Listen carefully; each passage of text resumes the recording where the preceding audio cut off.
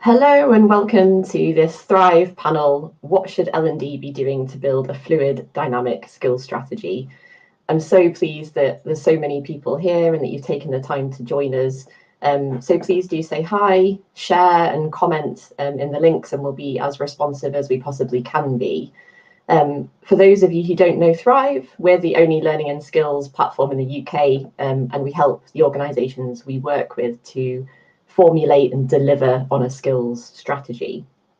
I know there are so many different directions that this conversation could go in, and we've had a lot of great questions already submitted. So I think it's clearly a timely and very much needed conversation. So I can't wait to dig in with the amazing panelists that are in front of you. So before we do, over to you all, and to introduce yourselves, your roles, and a little bit about what you do. Caroline, I'll hand over to you first, if that's okay. Thank you so much. So I'm Caroline Ford. I am the Global Head of Skills Management for Novartis Learning Institute. Novartis is one of the largest pharmaceutical organisations in the world. So nice to be with you today. Thanks, Caroline. And Christina?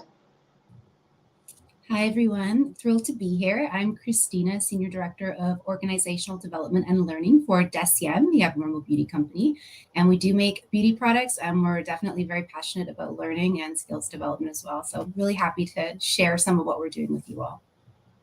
Perfect. Thanks, Christina. Simon? Hi all, Simon Gibson, currently a Direct Line Group. I lead our Future Skills and Careers work. Passionate about the topic, pleased to be here and look forward to an interesting debate and some questions from the audience. Lovely, thanks Simon. And Paul? Hi, Paul Morgan, Director of Learning and Organisational Development at For Housing, a housing association that looks after 25,000 houses. Can't wait for the debate, been waiting for this for a while. Good stuff, thanks Paul. And Ross? Hey everyone, so I'm Ross. I head up learning at Trainline, which is a tech company, as some of you might know. My background has been in retail and tech and the people development space, and I'm very happy to be here with all these lovely people today to have some interesting conversations. Brilliant, thanks Ross. And just so you know, Ross does have to drop off about halfway through the session, so don't be alarmed if he does disappear from screen. We haven't kicked him out, it is purposeful. So thank you all, and thanks again for giving up the time to be here and to have this conversation. So I think let's get straight to the point and let's get straight into the skills crisis. So we've been talking about this for what seems like years, but it does seem like we're hitting a bit of a point of fervour at the moment. So what's your experience as an L&D professional looking back at how we've got to this point? Caroline, I'll pass over to you. Thank you. Well, I actually think that it might be less fervour and more hype. I don't know. Maybe I'm being controversial here. I always think there's been something making sensational headlines in the world in which we work. If I look back to the noughties and the early teens of this century, it was all about the big resignation, the skills crisis even then seemed to be coming up, and the war on talent. And now I just wonder whether actually, you know, how much of a crisis are we in at the moment? Or is it just a period in which we're recalibrating based on digitization and the need to, you know, have a fundamental shift because we're in, you know, the middle of another industrial revolution and a new set of ways of working? I think we're here, we're learning. So that would be my personal perspective on this. Yeah, interesting. Thanks, Caroline. Christina, do you have anything? Do you agree with Caroline? Do you have anything to add? I do agree that there's probably nothing new under the sun, and history is certainly cyclical. But I think what's probably changed in the last few years is the language that we're using. And because language shapes culture so much, I think we've moved from talking about learning as something that is optional or something that you might do, like going to the gym, to speaking in a language of skills, which is more about something that's essential, like being healthy. So I think because we've started to use different language, the conversation and the mindset around things has shifted a little bit. And I think also just COVID's been a magnifying glass and a catalyst, and it's just helped us distill things that have been critical, I think, since we're born. You know, we're here to learn and to grow and to try to figure out how to navigate and succeed. And none of this is new, but I think the period that we've been through has really helped to distill the essential need to develop skills as something that isn't optional and just feel good learning, which sometimes I think is how we've been branded. So I think that's shifted our currency and our position in organizations as well, and why we've been looked to help solve for this and to prioritize it. It's now sitting in strategic focuses for many organizations, whereas maybe it kind of fell by the wayside before and we couldn't really find our place. Yeah, absolutely. Simon, anything to add there? Of course I do, right? I'll take a slightly different lens. I think we've been part of the problem, right? That's how we've got to this point. We've focused on the wrong things as a function. We've spent many way too things, I'm trying not to label them, right, on doing the wrong thing. But I'll give a couple of examples. How many billions do you rank we spend on management and leadership development every year, yet we fundamentally know it's always going to be an issue? I think to Caroline's point, yeah, there's been some macroeconomic headwinds that have been around for a long time. COVID has accelerated that, digitisation has accelerated that, that's impacted the way of work. Brexit, if you're a European or a UK-based entity, has had an impact on where you get your workforce from. Skills, etc., suddenly becoming in very scarce need. It's got really complex really quick, but you can't get away from, we've just been doing some nice stuff for a really long time, and all of a sudden we've realised, to Christina's point, actually there's a much more sharper strategic narrative on, we could work on things that really matter, that really matter, and not just some nice stuff and keep that conspiracy going, which I'll talk about later. Thanks, Simon. Do you agree, Ross? Yeah, I'm not going to go controversial. Anyone thinks I'm going to do that. So, and I definitely so I agree with all the sentiments so far. So I think, look, I've been in this space for 16 years, and I feel like there's a skill crisis every 6 months when I've been doing stuff. So I kind of feel like, yes, there is some sensationalism around that. But again, look, we've already kind of spoken about the elephant in the room in terms of the pandemic. And I think that opened a lot of people's eyes, a lot of companies' eyes too, in terms of, I think L&D has always been had this moniker of, you know, very fluffy, very kind of nice to have. We want to have a fun time, we'll go talk to L&D. And as Simon said, kind of those functions have played into that role a little bit to give themselves that value of that position in the organization. So what's happened in that case is a lot of the actual, how do we help people be better humans and be better at what they do, has kind of been left to the wayside, which is really the main ethos for an L&D organization. But I think, again, look, you know, you've only got to look at everything happening in the world now, and people are evidently looking at, how can I secure my career? How can I secure, you know, lifelong employability and longevity? So this kind of conversation on skills and the need for it is evidently going to be hot and one to definitely delve into. Yeah, lovely. Thanks, Ross. And Paul?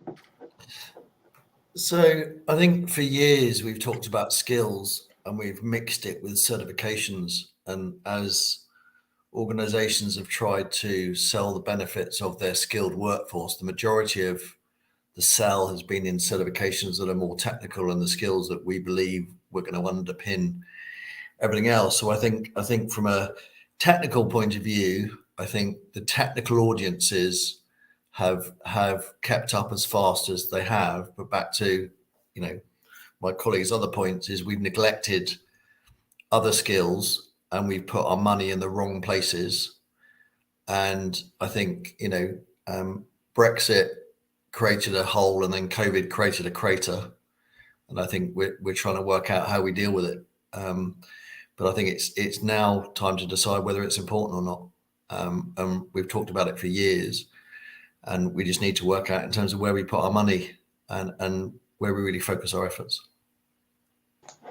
Yeah, so I think in general, just some really interesting points there about kind of distilling what we need and thinking more strategically about what that is in order to help people become better humans or better versions of themselves, and therefore kind of feeding into larger business goals as well. So I suppose to answer the question in the title, then what should L&D be doing to build a skills strategy that will have an impact on specific business challenges? Simon, I don't know if you want to take that one first. Yeah, cool. Happy to. Look, I suppose, building on what we've just shared and what I've talked about in my point, I think, do you really understand your business? Do you really understand how it makes money? Do you understand what I would talk about its value chain? Do you understand where it's going? We might use the word strategy through this chat. Where does it want to be in 2-3 years' time? What's it got versus what does it need? What does it want? There's some very simplistic views, but you can't get away from, do you really understand your organisation? Do you really understand some of that commerciality, business savvy? I don't know if that translates better for some people. On what does that mean? And where can you, to Paul's point at the end, put some energy and effort on things that are real problems that will make a difference? And guess what? That will probably look like the start of, if you're not doing it, or the formation of some sort of skills strategy, some sort of skills approach. Because one thing's for certain, and we've got a really diverse panel on our call today. We're all after very similar people, and we can't all get them from the market. So your learning function, your strategy, your development approach is fundamental to that. And if it's not tackling real business problems, then I don't know what you're doing. Brilliant. Thanks, Simon. Anyone want to build on that point around kind of developing a skills strategy or a skills approach? I can jump in here. I think one of the challenges we've all had historically is trying to take the noise out of skills mapping. And there's so many approaches, and sometimes you look at different models and it's 60, 70 different competencies. And if it's dizzying for us, then how would that be for the employee experience?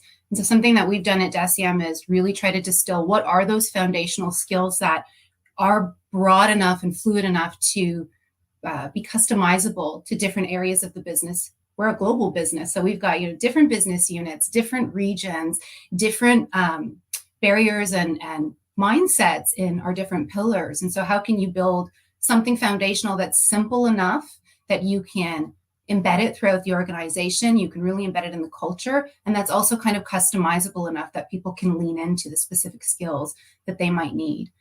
We've taken the emotional intelligence approach as foundational to leadership development. We really feel like starting with a strong understanding of self-awareness and self-management is essential to thrive as an individual, in your mindset, in your day-to-day, in your work, in your team, and across the business. But then we've spent a lot of time focusing on foundational skills for social awareness, empathy, understanding the organization as an entity that also needs empathy, and understanding how to relate to others. So rather than focusing on, curating these massive channels with so many different skills that can be dizzying, we've tried to just simplify it and really embed these foundational skills for all of our people, taking a bit of a less is more approach. Not to say there aren't so many other amazing skills out there, but we're trying to move the needle on something rather than, giving a little bit of everything and just kind of overwhelming people. Yeah, absolutely. Ross, did you have anything to add there? Yeah, so in terms of that, just echoing kind of what Simon said there, if anyone's kind of seen many of my things on LinkedIn, they're very much on just looking at, in terms of the business challenges, to go and ask people, go and find out, have those conversations at your C-suite, at your senior level. I think sometimes, it's happened in my own career, which we can definitely fall into the trap of, is that every year you'll sit down as an L&D or learning performance function, and you'll think, right, these are the things that I believe we need to give our people as high performers in our organization. And you kind of do that in silo. And I think HR or people teams overall have always been like that, just kind of working in silo, not really going out and asking the people, who are facing these challenges and who are doing the work and who are building these company strategies. Like Simon was saying, over the next 3 years, what does it look like, and what are the skills that the people need today to start to focus on to get to that point? Because there's always going to be a parameter of it. You're going to have a bunch of skills that are going to expire over that time. You're going to have a bunch of skills that you need to evolve. And you're also going to have a bunch of skills that are going to emerge during that. So, I mean, the one thing I would say to anyone who's listening can do today is to go out and talk to people and collate data, be evidence-led, get that data that actually tells you these are the pain points in our business today, and this is what we can do. Perfect. Thanks, Ross. And Paul? Simplicity. Break down what is the question asking, in terms of back to what Simon and Ross said. Create a relationship with your business and understand what your business needs. Keep it simple and build relationships. We need HR and HR need us, right? I speak to so many people all the time about, HR don't love us and we don't love them. And just knock down the barriers, create one plan, keep it simple, stupid, right? Use the KISS principle and go out there, not only speak to, but go out and see for your own eyes. What are the challenges? Where are the roles? Start small, right? Start where the pain is, solve the pain. I've always said that, learning and development should be sorting and solving business problems. Find out what the business problem is, right? And then fix it. And then work on, success breeds success, 1% of change, and then start small. Everyone wants to start big and actually boil the ocean. But in terms of creating the business relationship and starting solving problems, we'll find out what skills you need. Forget the word strategy, right? We all use it far too often. Just use a plan. Just use a plan on a piece of paper. What do you need to do over the next 3 to 6 months? What will be valuable? What can you prove? And try not get down into rabbit holes around competencies or complex skills matrix, because you'll be here in another 2 years answering the same questions. Start small, and as Simon said, get into the business, understand the business, speak their language, and partner with the business and partner with HR. You can't do it on your own. You're going to have to do it with others, and it's a team effort. Thanks, Paul. Caroline? Yeah, I might go larger than that. I would say if you're really looking at a skills strategy, I definitely think, Simon, you're absolutely right.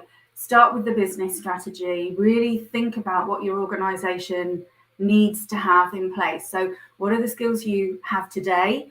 What are the skills you need tomorrow? And how are you going to bridge the gap between the two? Something that I think is really, really important for learning professionals to grasp right now is they need to work deeply with the business and their talent teams. So talent teams now have access to labour market competitive insight on skilling. They have insight that perhaps they haven't had before.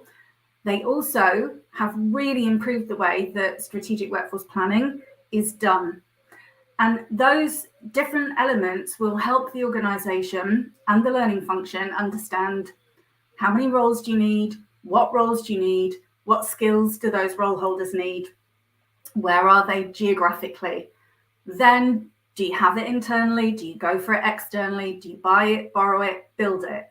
And once you've decided if it's something you're going to build, then it's about looking at how do I deliver this in a very targeted way. I think learning in the past has been a little bit guilty of the spray and pray approach to learning, whereas I think we're in a new advent of what I call targeted skilling. So if you take the classic T-shaped talent model, upskilling is kind of looking at the domain-specific downward of the T. So how do you help somebody get better at what it is they do today? Or maybe there's two merged roles coming together and they need to learn new, improved domain-specific skills. Cross-skilling, so how do you build that cross-member of the T? Broader, more strategically enabled skills that can help someone transfer easily around the organisation. Reskilling. We are in a transformational period of change where organisations are moving their business models. That means people are displaced. So how do you develop those people who need to move into a different kind of role completely?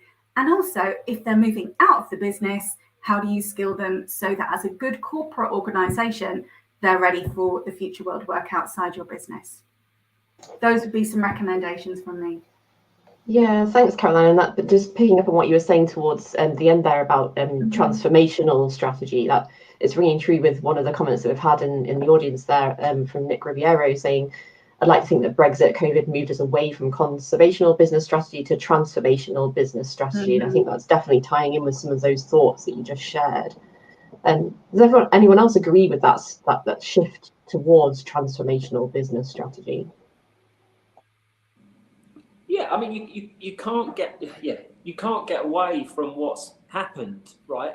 And again, we might talk a bit about it in a bit, but like the playbook doesn't exist. No one's come out of a pandemic before, right? So I'm tired of people saying, to Paul's point, we don't have a seat at the table, or boo-hoo, right? Boo-hoo, you've been talking about the wrong things.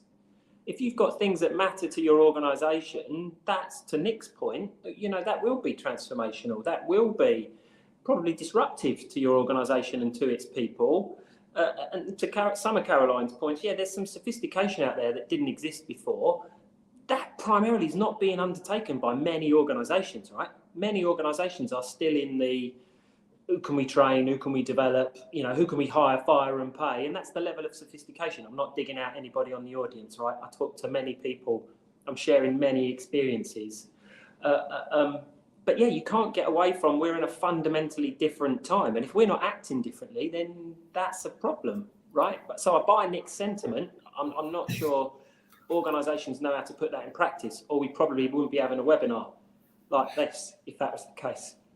No, I agree, and I completely agree with Nick's point. However, right, if you ask 4 people what transformation is in the same business, you're going to get 4 different results. And actually, the biggest thing that happens in transformation is skills gets left till last, right? Processes and finance and all that stuff and skills gets lost. Oh, I didn't realize that we need the skills for this particular person. So as long as transformation, whatever you want to call it, evolution, revolution, we need to approach at the start of the process, what skills do we need and what skills do we have, and actually work from that basis. I've just 25 years in this game, and I've worked for many different organizations, and transformation is just a nonsensical word, because we're transforming all the time, we're changing all the time. That's just my view.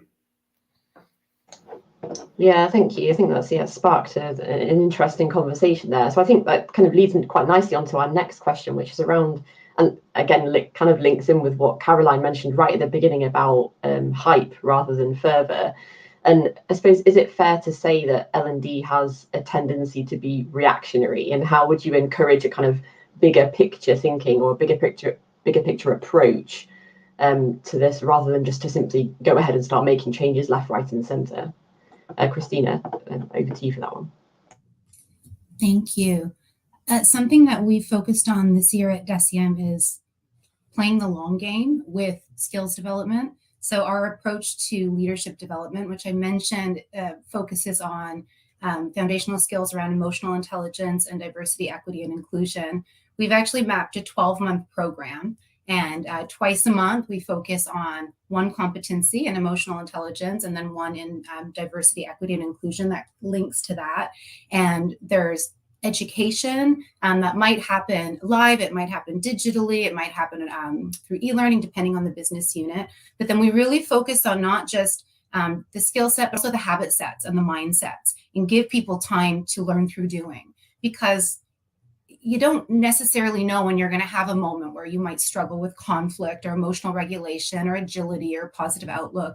And in my opinion, these are things that happen in every business. It doesn't matter what your strategy is. Every company is trying to grow and accelerate and innovate. And I don't think through needs assessment that the problems tend to change that much. So for us to complexly map things and spend a lot of time kind of reinventing that, rather than just say, all humans struggle with conflict, with inspiration, with emotional regulation, and to focus on that across time has been the most important thing for us. So it's a 12-month program. It's an inclusive program. Our approach is to develop everyone as a leader and to focus on things like self-awareness, because if you can recognize those areas of opportunity within yourself, then you're going to much better be able to take charge of your skills development as well. But another thing that's been really important for us is cementing the relationship with the frontline manager and the people leader, and making sure that they understand how to have those coaching conversations, how to make sure that they're coaching their team to learn through experience, to learn through time, to keep doing and to keep practicing. So it's a different approach. Sometimes we see rapid upskilling or reskilling or skill sprints, and we're playing the long game, and we want to sustain the mindset and the habit shift rather than doing boot camp. We want people to, hit the gym every week. I don't know if anybody else is doing something similar or taking a different approach, but for us, embedding it over time has been a priority.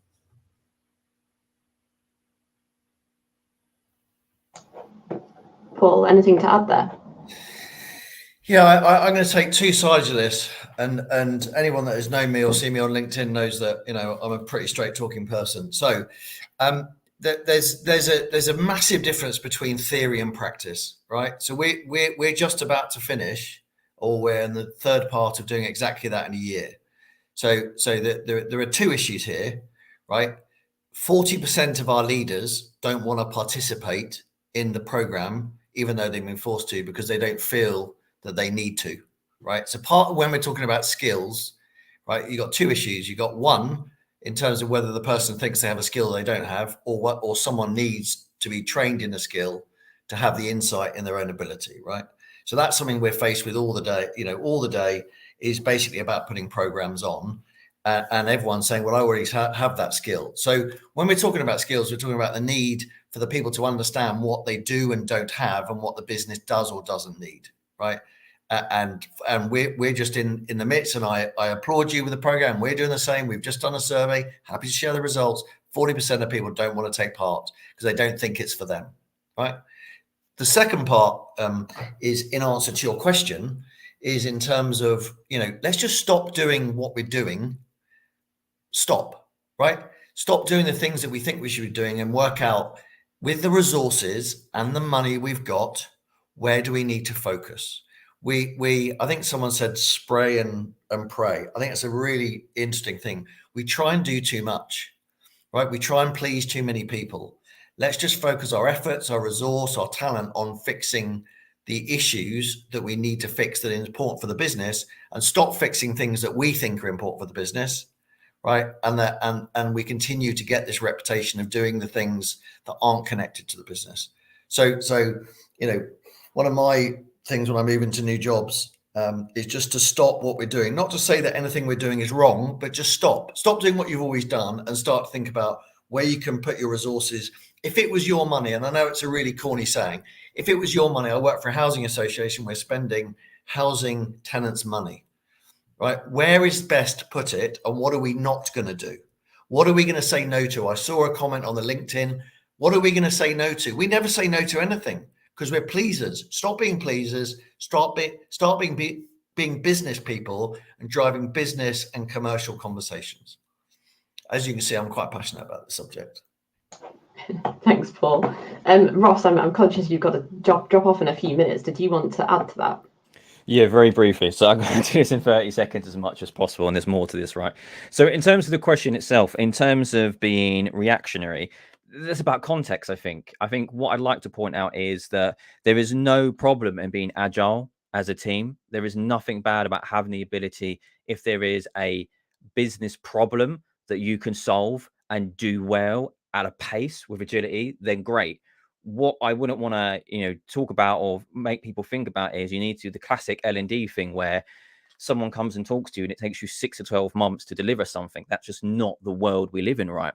The second part to that is that, and I agree with the points that have been said previously around, look, I think people need to stop behaving like a McDonald's drive-through. And when people come up and say, can I have a cheeseburger and fries all the time? Just doing that immediately with no questions or no inquisition around that. And I think there's ownership in our roles in the industry to be more like, how do we move from more being transactional like robots to being more conversational and actually having a conversation with someone, looking at, well, what we're trying to solve here, how is this going to help people? And this is controversial, and I find it quite a lot, but I would say 9 times out of 10, the conversations I've had in my career are not L&D problems. They are usually inherently cultural problems. They are problems in teams or management. They are not specifically issues where someone can go, here's an L&D program, or, you know, people call it training programs, that's going to solve that. That's not it. So look, don't be afraid of agility, as long as you're doing the right things and you're asking the right questions and you're focusing on those key bits that will provide value. And yeah, like some other point, just you know, don't be afraid to, you know, get out there and ask questions and be more of a kind of consultant as opposed to giving everyone a Big Mac and fries all the time. And with that, I'm out. Thanks, Ross. Leaving on stop behaving like a McDonald's drive-through, mic drop and out. So could have kind of carried on that conversation for a while.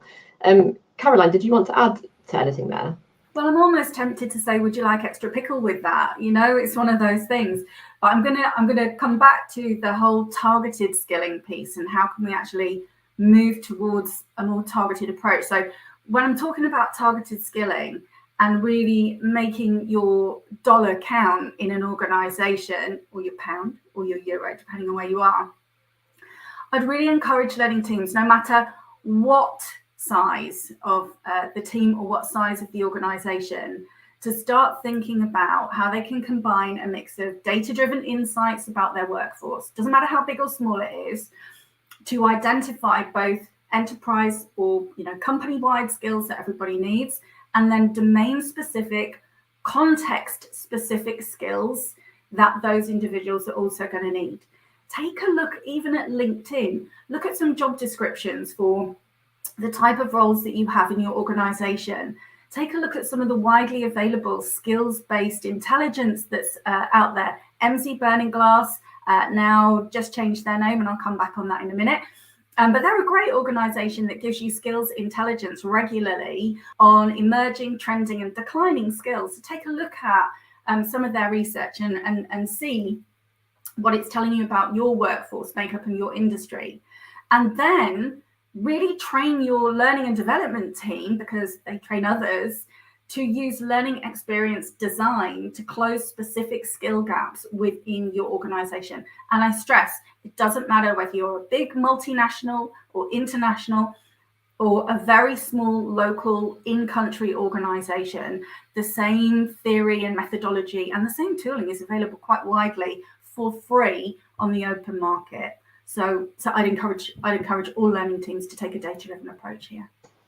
Yeah, thanks, Caroline. That's definitely ringing true with some of the comments that we've had in the chat there about the focusing on different sizes of organisations and those challenges that, you know, can be felt within different sectors. And that leads again quite neatly into our next question around the skills landscape looking very different for different organisations, different sectors, different ways of working, cultural differences. So is there anything else that needs to be considered here?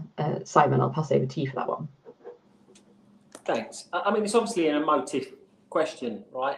In terms of not this one, but the prior as well, in terms of what could we do differently, and then what do we need to think about? There is something to Caroline's point. You know, there's lots of tooling and ways of working, and whether that's you're a one-person band or you're part of a multi-million, hundreds of people working in learning type function, the parameters linked to that for me are about your organisational maturity, which links to, you know, the not so secret sauce that we're trying to talk about. Do you understand, and can you talk to, and a bit to Paul's point before, can you be brave around, we're not doing that. That's not what we do anymore, right? Because that's not who we're trying to become, you know, and that might be part of your cultural difference. That might be part of your ways of working. You might design, deliver, build, create and sell things for people that work in a manufacturing environment, for example, versus those that can sit in an office and have a nice chat late in the afternoon over an online platform. Well, they're not two of the same things, are they, right? So you've got to understand your workforce, your personas, your appetite, your sentiment. We've all got loads of data. Lots of companies run engagement surveys. Lots of companies have weird and wonderful ways of collecting performance data and what's going on. Can you evidence, back to what we keep talking about, can you understand where your business is going and maybe take a view on your appetite, your maturity to maybe try some of those things and do some of those things differently from a learning, development, whatever you call it, perspective that will help your organisation, what it wants to become, not what it was yesterday or what it was last year or 5 years ago or whenever it was last viewed as brilliantly successful. So again, yeah, more of the same from me on can you just understand what's happening and take a bit of a different approach. Yeah, thanks, Simon. Christina, anything to add?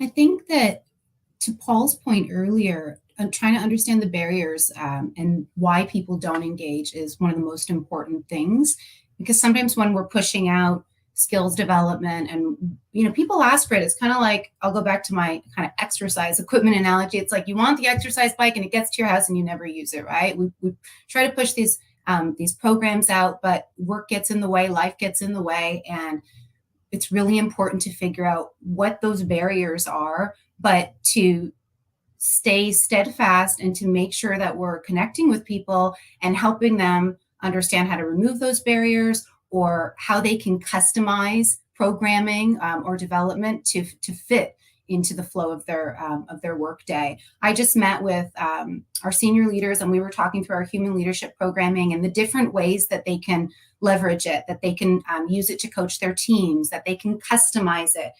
Because we use Thrive, using pathways has been really great for us, because we've been able to create different types of learning journeys for our production environment, which is very different from our retail environment.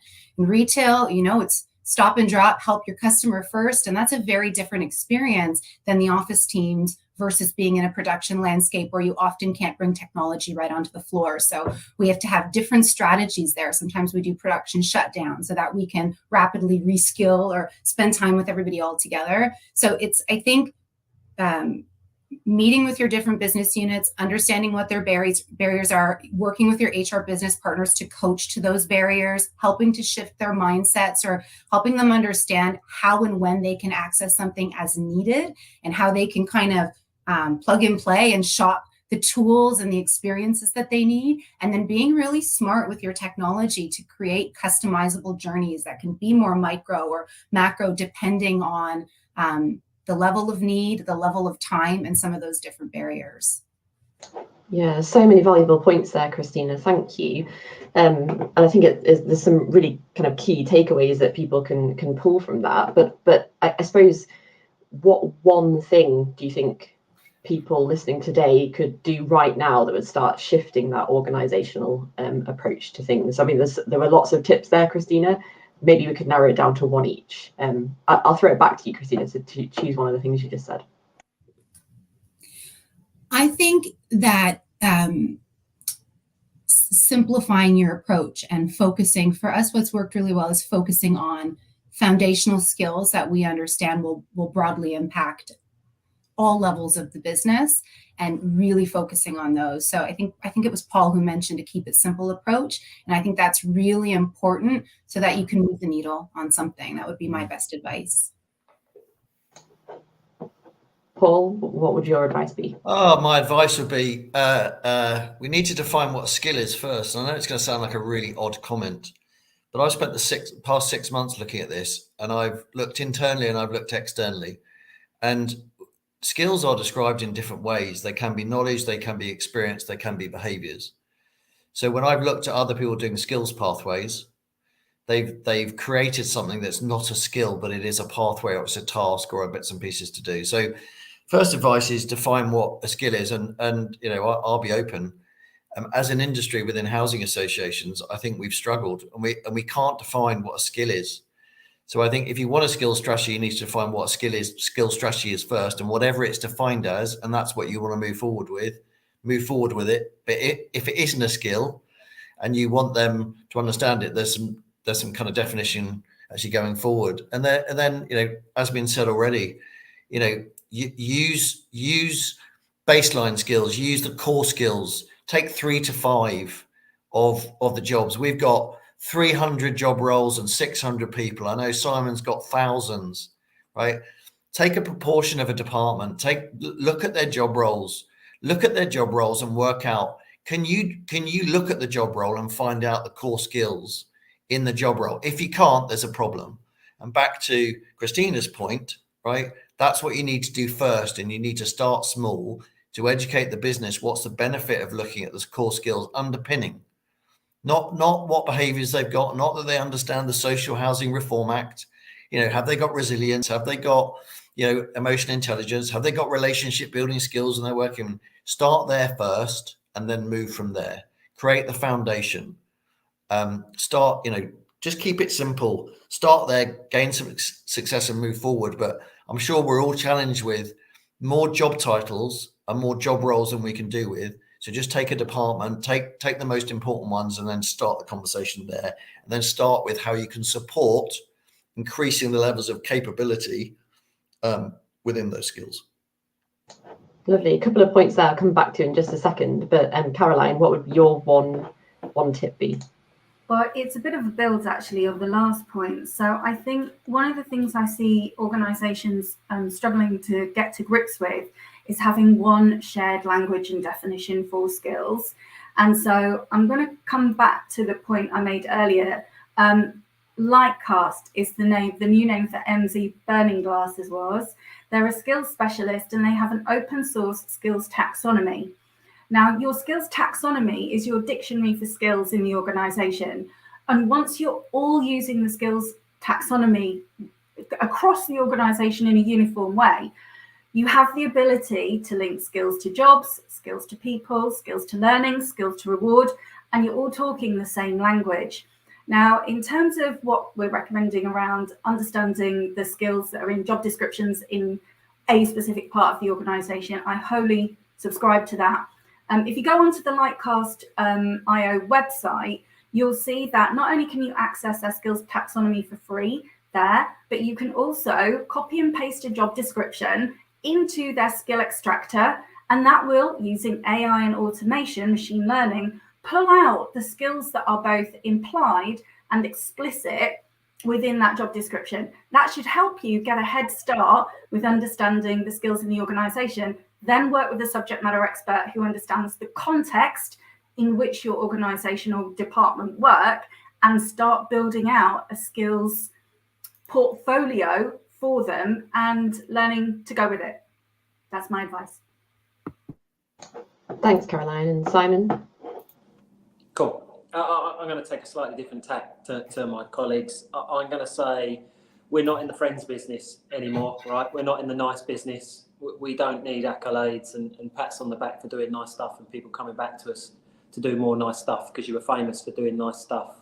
My recommendation is that you go and understand your business and you try something that makes a real impact to your business and you use that as your accolade to go and do more stuff or appropriate stuff going forward. So that's my simple piece of advice. Very complex in operation, but go and give it a go.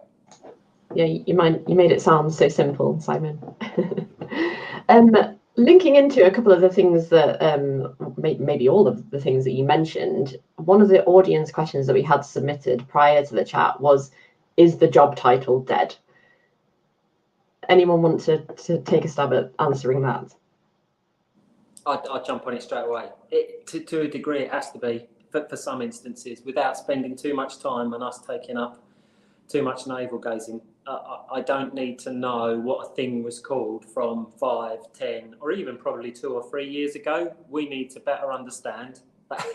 Back to my last point, simple in explanation, difficult in execution. What are the tasks, the skills, the capabilities that person is going to perform in that role? What does that mean over the next 12, 18, 24 months? Is that going to be disrupted by technology? Can you free up capacity? In some instances, a job title will help you identify certain people in your organisation. It's not really a lightning rod to define skill. Data scientist is the best example for me. Doesn't actually tell you what that person can or can't do. Thanks, Simon. Anyone else want to share thoughts on that? Yeah, I think the market needs to change. Job titles shouldn't define pay, skills should, period. Another mic drop moment there. Thank you, Paul. I suppose one of the questions we've had from the audience was around, so we've spoken a little bit about how we define kind of foundational skills and what kind of actions people need to take in order to do that. But one of the questions was around, how about deep skilling, which at times can also be paramount and something the business needs? Caroline, I can see you nodding your head, so I'll pass that on to you. I actually think part of the learning design process and needs analysis process is really important to go deep on task analysis as well. Obviously, that's easier if you've got a smaller organization, I think, than if you've got a very large one with a hugely distributed geographical team. But I would really encourage learning professionals to not just try and take surface level skills, but to go deep into task analysis, understanding the job that the individual or a group of individuals is tasked with doing. Some areas they will be good at and some less so. It's really important that you understand the difference between the two. Otherwise, you could try and solve for learning issues that actually don't exist.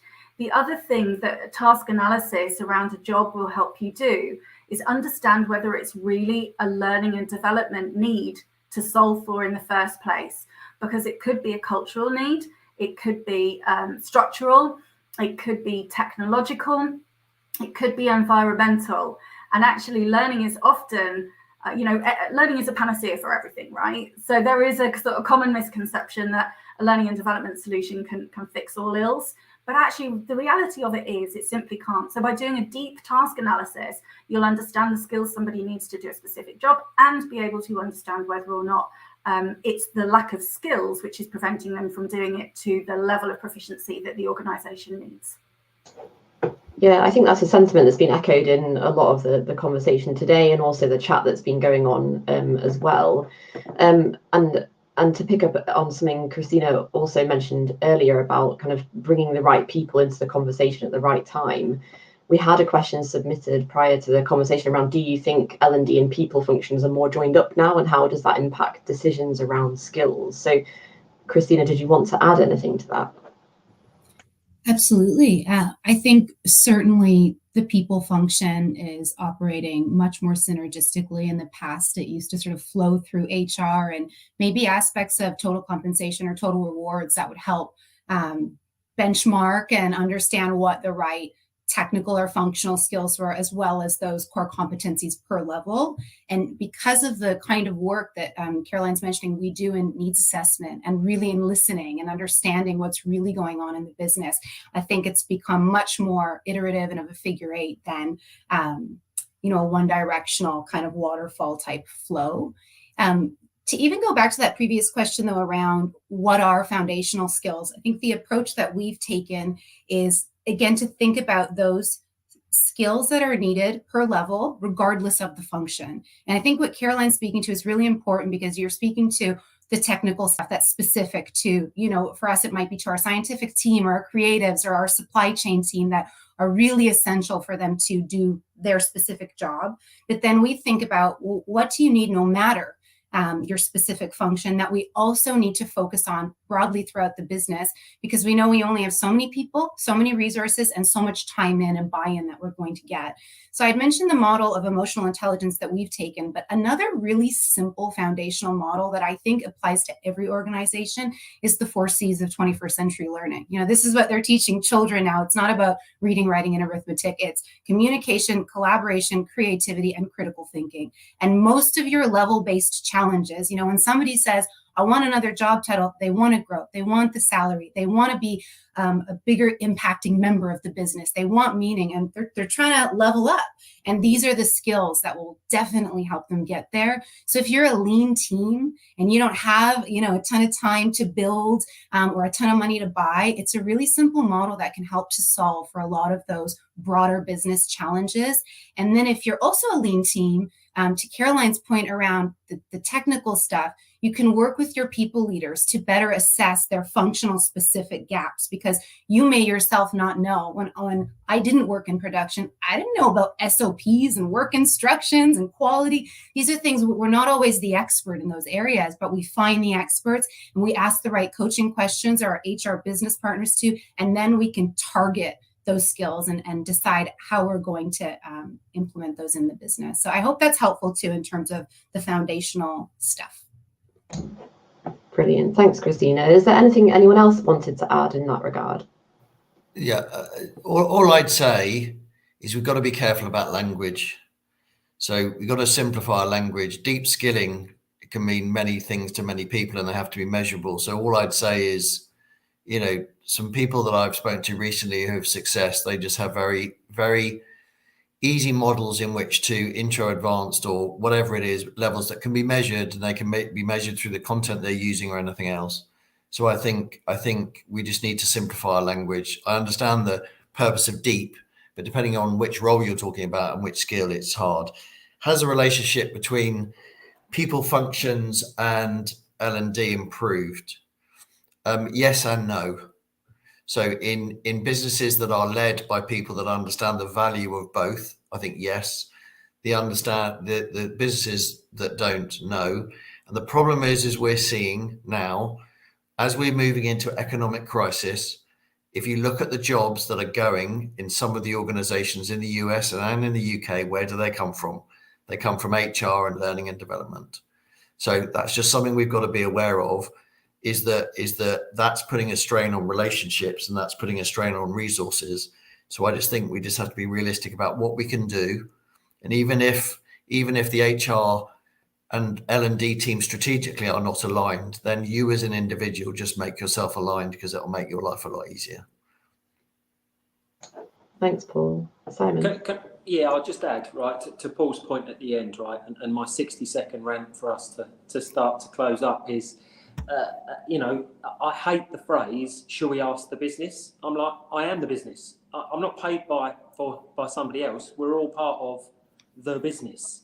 And so the closeness between your people function, your HR function, your learning function, your talent function, you are all the business, right? And to Paul's point, if you're not doing something of value, then to my point I said right at the start, then you're there to be shot at. You are at risk. You are of no value in an economic tsunami of noise to your organisation. So you can either put your head down, sounds really scary, Simon, I'm not sure I really agree with that, or you could put your hand up and say, I've seen a load of problems over here, I think we can do some stuff, and I've purposely not talked about any solutions today, because it does depend on what your organisation may need, and their maturity, and the level of money and resource and time and people, and it doesn't even have to be that sophisticated, I imagine, in some instances.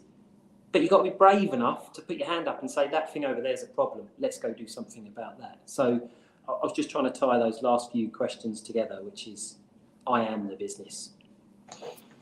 Yeah, perfect. Thanks, Simon. And I think, as you say, we're heading towards the end of the session now. And there's just one last question, I think, that we can ask, and that is, do skills pay the bills? I'll pass over to Caroline. Hell yes, definitely.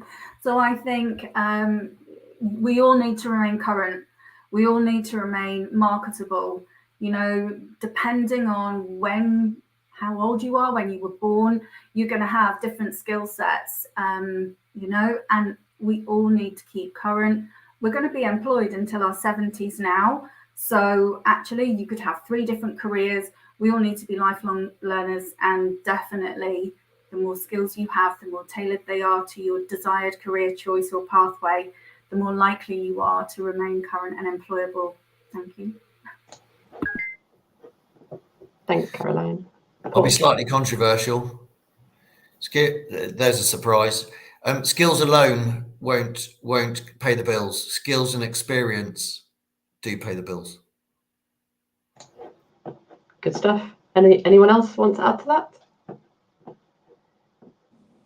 Yeah, look, they are the new currency. My slight caveat is not every organisation understands the value of that currency just yet. And so don't underestimate the time and energy, as we've discussed for 50 odd minutes today, helping your organisation understand its pain points and why you can't. You're not Apple, you're not Meta, you're not Amazon. You will not be able to hire your way to success in whatever that time frame is, whatever market you operate in. You've got to start looking at different ways to build out and grow and develop that skill and capabilities that you probably don't do today. So yes, they will, but don't underestimate the energy to help your organisation understand the value of them. Brilliant. And Christina, to wrap it up. Well, I'm Greek, so I'll quote a little Aristotle and say, you know, the hero is defined by action. So in the sense that it's not just what we know but what we do that makes the difference. Skills certainly can, but I think it's also about the connection between those skills, that knowledge, and the habits, because the growth that you see and the achievement in great leaders, it comes through the doing. So I would just maybe close on Paul's point around how do we engage people and how do we focus on embedding those behavioral shifts and getting people to show up and continue to do the thing. I don't think it's always about being the best and being, 100% expert, but getting people into those behavioral changes. So they can certainly, but not alone. I think it's got to be a more holistic approach.